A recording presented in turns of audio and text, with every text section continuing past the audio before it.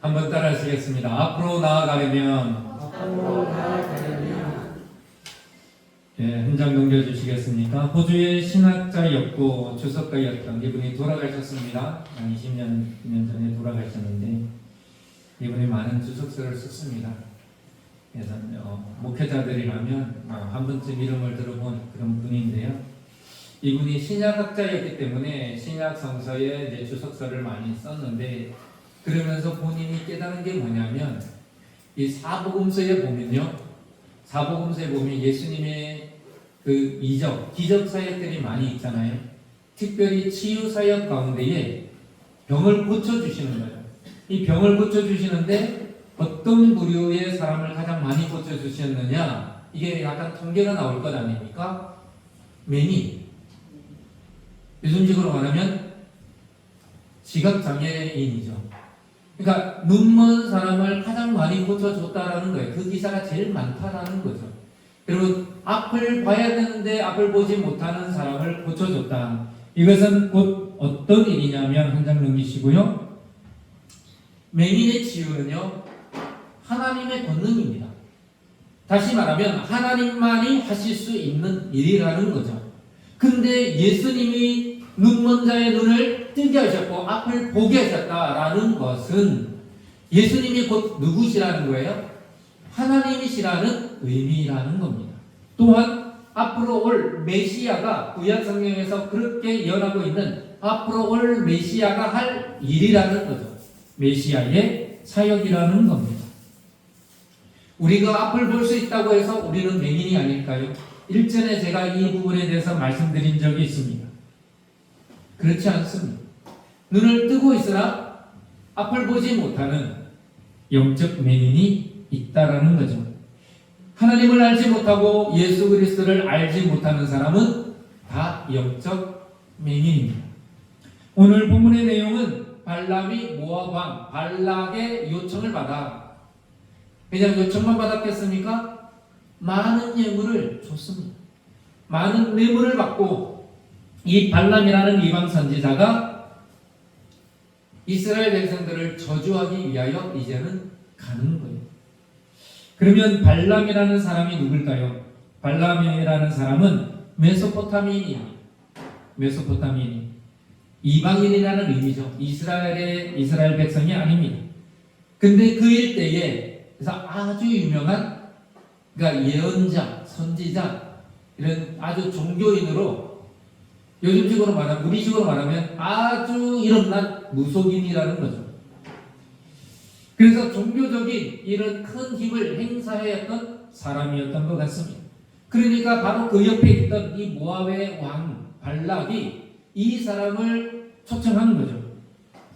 그렇다면 왜 모압 왕은 발람이라는 이 선지자, 이방인 선지자를 초청했던 걸까요? 그것은 이미 이스라엘 백성들이 이제는 가나안 땅으로 진군하면서 아모리 족속, 가장 인구가 많고 가장 강력했다고 볼 수 있는 이 아모리 족속을요 대파르라고 올라옵니다.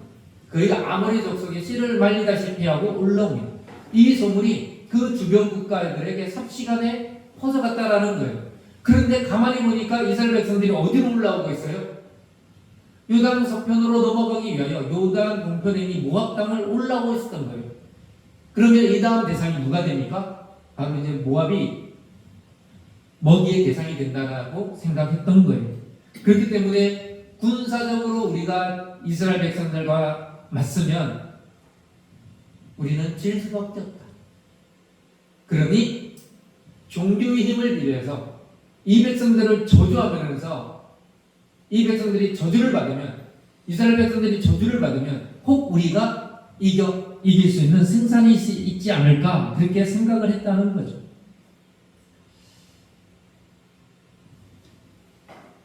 분명 모압에 살고 있는 사람들과 이 모압 왕의 발락이 엄청난 공포심과 두려움을 느꼈기 때문에 발람을 초청했다는 것입니다. 그렇다면 이 이방인 선지자 발람의 이야기를 통하여 우리는 어떤 하나님의 말씀의 교훈을 얻을 수 있을까요? 그 첫 번째입니다.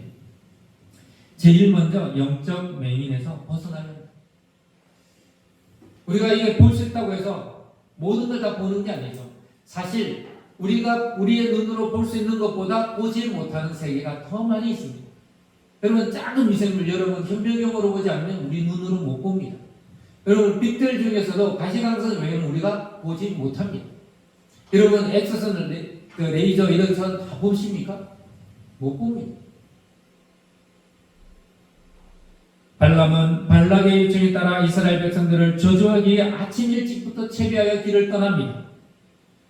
그런데 그가 가는 길에 하나님께서 보내신 사자가 그 길 앞에 막아선 거예요. 근데 이 발람이 그 하나님의 사자를 봤습니까? 못 봤습니다. 이런 게 뭐를 의미하느냐? 영적 매임이라는 거예요. 여러분 생각해 보십시오. 신기가 있는 이 발람이 하나님의 사자가 앞에 서 있는데도 전혀 눈치를 못 채요.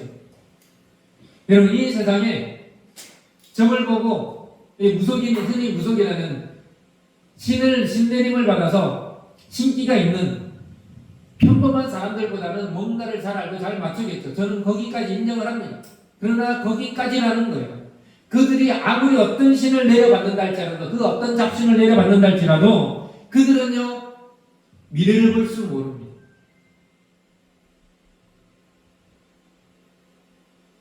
그들의 인생이 어떻게 될지 그들이 알까요? 그들의 미래가 어떻게 될지 그들이 알까요? 차라리 저에게로 오십시오. 제가 성령의 신을 받아서 여러분들에게 말씀해 드리겠습니다. 그렇다고 보지는 마십시오. 근데 여기서 신기한 일이 벌어져요. 사람인 발람은 보지 못한 것을 누가 봤어요? 나귀가 봤어요. 이게 동물적인 직감으로 봤다라고 생각은 됩니다만 무엇을 의미하느냐면 만물의 영장이라고 하는 인간이요, 가장 똑똑하다고 하는 인간이, 그 어떤 동물보다 지혜롭다고 하는 인간이 앞에 서 있는 영적인 존재를 알지 못한다는 거예요. 이것은 무엇을 의미하냐면 영적인 세계는요, 하나님의 은혜 없이는 알아갈 길이 없다라는 거예요. 저와 여러분이 예수 그리스도를 영접했다, 이건 영적인 경험이잖아요. 영적인 경험은 여러분 지혜와 여러분의 노력으로 되어지지 않는 거예요. 왜 발람이 나귀를 볼 수 있는 그 하나님의 사자를 그가 보지 못했을까요? 발람에게는 하나님의 그 어떤 은혜도 주어지지 않았기 때문에 그래요. 여러분들이 이 자리에 나온 것 하나님의 은혜인 줄 믿으시기 바랍니다. 이 자리에 임하시는 거룩한 성령을 느낄 수 있는 것, 그 하나님의 은혜인 줄 믿으시기 바랍니다. 얘네가 은혜가 없어. 그 사람이 영적인 경험이 없다라는 거예요. 하나님의 은혜를 받지 못했다라는 거예요. 그거를 누구의 탓으로 돌려서는 안 됩니다. 오늘 본문 23절 다시 한번 볼까요? 이렇게 되어 있습니다. 23절, 나귀가 여호와의 사자가 칼을 빼어 손에 들고 길에 선 것을 보고 길에서 벗어나 밭으로 들어간지라. 발람이 나귀를 길로 돌이키려고 채찍질을 하니, 나귀가 평상시와 다르게 이상한 행동을 하는 거예요. 왜 이 멀쩡한 길을 놔두고 길에서 벗어나서 밭으로 이렇게 들어갈까? 그래서 채찍질을 하는 거예요. 너 다시 길로 올라가라. 여러분, 발람이 나귀에게 채찍질을 한다고 나귀가 앞으로 나갈 수 있었을까요? 아닙니다. 오히려 뒷걸음질을 쳤고요, 옆걸음질을 쳐서 엉뚱한 곳으로 갔어요. 이게 무엇을 의미할까요? 저와 여러분의 노력이 의미가 없다라는 말이 아니라 단순히 저와 여러분의 노력만으로는 한 걸음도 앞으로 나갈 수 없는 인생이라는 걸 우리는 알아야 됩니다. 하나님이 막으시면요, 하나님이 사자를 보내서 우리의 인생길을 일단은 막으시면요, 우리가 아무리 채찍질하고 노력해도요, 한 걸음 앞으로 나아갈 수 없는 게 우리 인생임을 믿어야 합니다. 근데 이걸 몰라요. 이걸 보지 못해요. 얼마나 우리가 영적으로 어두운 삶을 살면, 이 발람이 영적인 어둠에 갇혀 있으면 나귀는 볼 수 있는 그 하나님의 사자를 보지 못하고 그의 나갈 길이 앞으로 전진하지 못하고 옆으로 가고 있었을까요? 그렇다면 발람이 나귀에게 내려서 걸어갔다면 앞으로 나갈 수 있었을까요? 아니요. 뒤에 말하고 있지만 만약에 한 걸음 더 앞으로 나갔으면요, 발람은 그 자리에서 어떻게 됐을까요? 죽었어요. 성도 여러분, 무엇인가 잘 안 되고 있다. 내가 앞으로 나아가라 하지만 무엇인가 나를 붙들고 있는 것처럼 한 걸음 더 나아갈 수 없다고 느껴진다면요, 다른 데 이유가 있는 게 아니라 내 영안을 살펴봐야 됩니다. 나의 영적인 상태를 분명히 살펴봐야 하는 겁니다. 내가 왜 한 걸음 앞으로 나아가지 못하고 내 신앙이 전진하지 못하는가? 그때 이렇게 기도해야 됩니다. 하나님, 제가 보아야 할 것이 있다면 볼 수 있도록 은혜를 베풀어 주시옵소서. 영적 소경에서 벗어나야 되는 거예요. 두 번째요, 현상이 아니라 본질을 봐야 합니다. 사람은 누구나 쉬운 길을 선택합니다. 저 역시도 마찬가지입니다. 여러분, 쉬운 문제가 있고 어려운 문제 있어요. 여러분, 무슨 문제부터 풀고 싶어요? 쉬운 문제부터 풀고 싶죠. 어려운 문제는 나 몰라. 나중에는 급기야 될 대로 되라. 이렇게 됩니다. 사람이나 다 누구나 그렇게 된다는 거죠. 그런데 그게 문제를 해결하는 근본적인 해결책은 아니잖아요.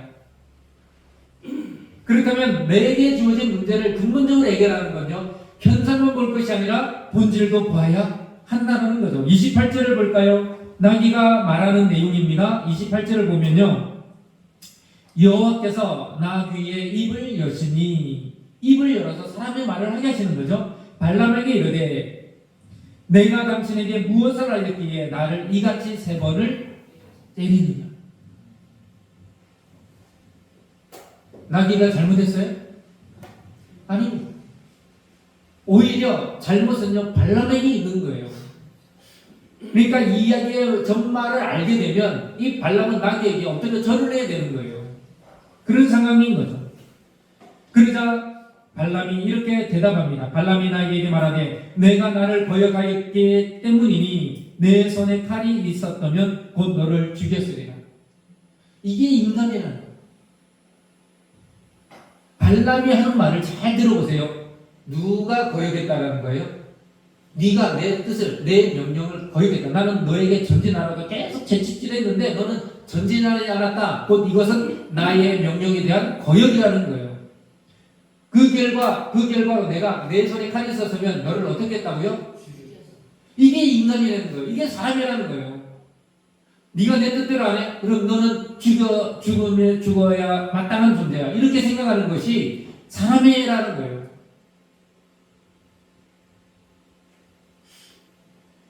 근데 근본적으로 보면요, 누가 하나님의 뜻을 거역하고 있는 거예요? 발람입니다. 자기 인생길이 잘못된 줄 모르고, 자기 인생의 방향이 잘못 나아가는 줄을 모르고, 하나님을 거역하고 있는 줄도 모르고, 오히려 그 자기의 말, 자기의 뜻에 거역하고 있는 이 나귀를 죽일 생각을 하고 있는 것이 바로 우리 인간의 모습이라는 거죠.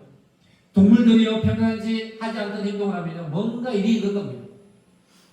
저도 그런 경험이 많습니다. 염소들이 갑자기 팔짝팔짝 뛰어다니면요, 좋아서 팔짝팔짝 뛰어다니는 게 아닙니다. 뭔가 위기 상황이 벌어진 거예요. 아니면 이상한 짐승들이 나타났다든지 그런 게 나타난 거예요. 그러니까 살려고 가만히 못 있고요, 팔짝팔짝 계속 돌아다니는 거예요. 묶어놨으니까. 도망은 못 가고.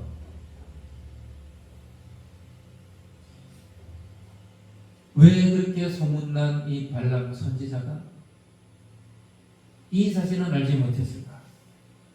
그에게는요, 영적인 파워, 영적인 힘이 없기 때문에 그렇습니다. 오히려 이렇게 유명하지 않아도 늘 하나님의 말씀을 대면하고 늘 하나님께 기도하는 저와 여러분이 더 영적인 파워가 있음을 믿으시기 바랍니다. 그렇게 되면 꼭 누군가를 찾아가지 마세요. 찾아갈 이유도 없고 필요도 없고 가치도 없습니다. 다시 말하면 발람은 나귀의 행동을 통해 눈에 보이는 것만 볼 것이 아니라 왜 나귀가 이렇게 미쳐 날뛰지, 왜 앞으로 나아가지 않지, 왜 이러지, 뭔가 잘못됐나만 보지 아니하고 이 근본적인 본질을 봤다면 뭔가 앞에 이 나귀가 이렇게 행동할 정도면 뭔가 앞에 영적인 사건이 있구나. 마찬가지입니다. 저와 여러분의 삶에도 뭔가 꼬이는 것 같고 안 되는 것 같으면요, 돌아봐야 되는 거예요. 영적인 부분으로 해석해야 되는 거예요. 그러면 다시 말씀을 펼쳐두고 읽어봐야 되는 거예요. 그러면 어느 말씀을 통하여 하나님이 저와 여러분에게 너의 삶에 뭔가 이것이 잘못됐다라고 분명히 말씀하실 줄 믿습니다. 말씀을 펼치지 않고 무릎을 꿇지 않으면 영적인 본질을 깨달을 수 없다라는 겁니다. 발람이요, 그 당시 눈에 보이는 현상만 보지 않고 본질에 계신 하나님을 바라봤다면, 뭔가 다시금 되돌아봤다면 어땠을까요? 그러나 그럴 수 없었습니다. 왜냐하면 그는 영적 맹인이었기 때문에 그렇습니다. 오늘 본문의 사건이 우리에게 알려주는 이야기가 무엇일까요? 눈에 보이는 것만 보지 말라는 거예요. 여러분, 예수님을 쫓아다녔던 사람들, 제가 몇 번 말씀드렸죠? 예수님을 쫓아다니면서 졸졸졸 쫓아다니면서 예수님이 주는 떡을 먹고요, 예수님이 눈먼 사람을 뜨게 하고, 그리고 혈루증 안에 여인도 고쳐주고, 그리고 병상에 누워 있었던 한 번도 걸어본 적이 없는 나면서부터 안진병이 된 사람을 고쳐주고요, 그리고 문둥병도 고쳐주고 온갖 병들을 다 고쳐주는 이적들을 경험한 사람들입니다. 눈에 보이는 것만 본 거예요. 이분이 하나님의 아들이심을 믿지 못한 거예요. 영적인 본질을 꿰뚫지 못한 그 결과가 무엇입니까? 다 주님을 떠나가 버린 거예요. 여러분, 우리의 신앙의 삶에 기적과 이적이 중요한 게 아닙니다. 그걸 평가처럼 하는 게 아닙니다. 그 이면에 있는 영적인 본질을 우리가 볼 때 비로소 그 하나님이 우리에게 주시는 기적이요, 진짜 참 기적이 되는 거예요.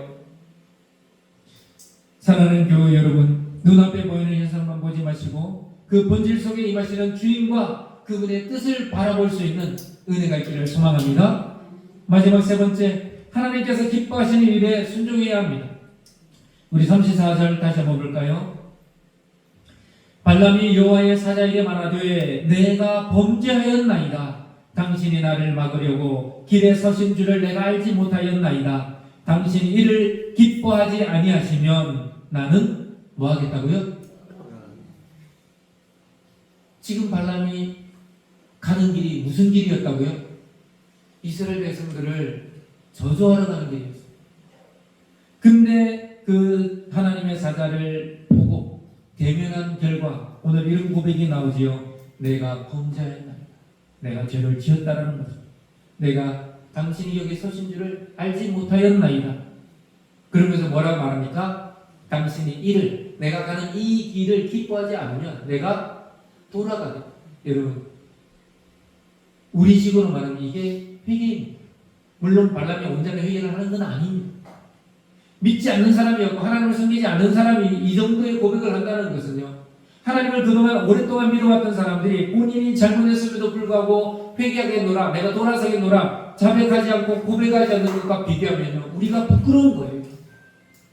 하나님을 만나고 하나님을 대면하고 하나님의 사자를 만났을 뿐인데, 하나님이 보내신 사자를 만났을 뿐인데 이런 고백이 나온다면 하나님을 만나고 하나님을 대면한 우리는 더 많은 회개와 온전한 믿음의 순종이 있어야 될 줄 믿습니다. 결국 하나님의 사자가 발람에게 말을 걸죠. 31절에 보면 눈을 밝히셨다 되어 있습니다. 발람이 눈을 밝히셨습니다.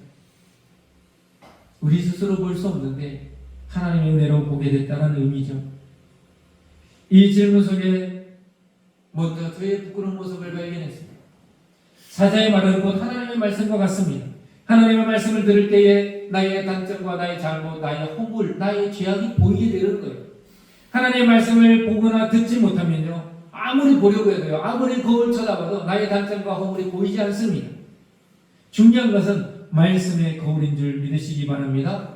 말씀의 거울 속에 내 자신의 단점과 나 자신의 허물과 나 자신의 죄악이 비로소 보이게 된다는 거예요. 여러분, 더 어렵습니까? 그럼 더 말씀의 거울 앞에 자기를 비춰보십시오. 다시 34절을 보면요, 이젠 빨간 색칠을 해놨습니다. 발람이 여호와의 사자에게 말하되 내가 범죄하였나이다. 당신이 나를 막으러 길에 선 줄을 내가 알지 못하였나이다. 당신이 이를 뭐하지 아니하면 기뻐하지 않는 그 일을 하지 않겠다라는 거예요. 이방인조차도 이런 고백을 한다면 저와 여러분들, 지금까지 하나님을 믿고 섬겨온 저와 여러분들은요, 하나님이 기뻐하지 않아 하시면 그 일을 하면 안 돼요. 반대로 하나님이 기뻐하시는 일을 내가 하겠나이다 고백하고 다짐하며 그렇게 행동해야 되는 줄 믿습니다. 발람의 고백처럼 자신의 잘못을 발견했다면 고백해야 돼요. 우리는 고백은 잘합니다. 하나님, 제가 잘못했습니다. 제가 이렇게 하겠습니다. 그런데 더 중요한 것은요, 발람이 고백하고 갔습니까? 아니, 돌아갔어요.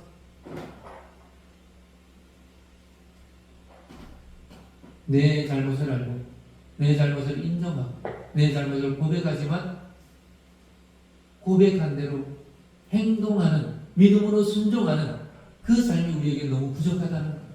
오늘 이 시간 한 가지 다짐하길 원합니다. 당신이 이를 기뻐하지 않으면 나는 돌아가겠나이다라는 발람의 고백과 같이, 또 그 고백에 또 순종하는 그 모습같이 하나님이 기뻐하지 않는 일이라면 당장 멈춰야 하고요, 바꿔야 하고요, 돌아서야 하는 줄 믿습니다. 돌아섰다면 이제는 믿음으로 순종해 나아가는 것이 저와 여러분의 믿음의 길인 줄 믿습니다. 마지막 35절 한 구절 더 보면요, 여호와의 사자가 발람에게 이르되 그 사람들과 함께 가라. 내가 내게 이르는 말만 말할지어다. 발람이 발락의 보관들과 함께 가니라. 이제는 발람이요, 저주하러 가는 길이 아니라 그 길이 이제는 나중에 보면 아시겠지만 발락이 저주하라고 했는데요, 하나님이 저주하라고 하지 않는 백성을 저주할 수 없고 하나님이 축복하라는 백성을 나도 저주할 수 없다. 그러면서 이스라엘 백성들을 향하여 축복합니다. 그 길이 바뀌었기 때문에 발람이 전진해 나갈 수 있었던 것이고 그가 하나님의 뜻대로 말할 수 있었던 것을 우리는 보게 됩니다.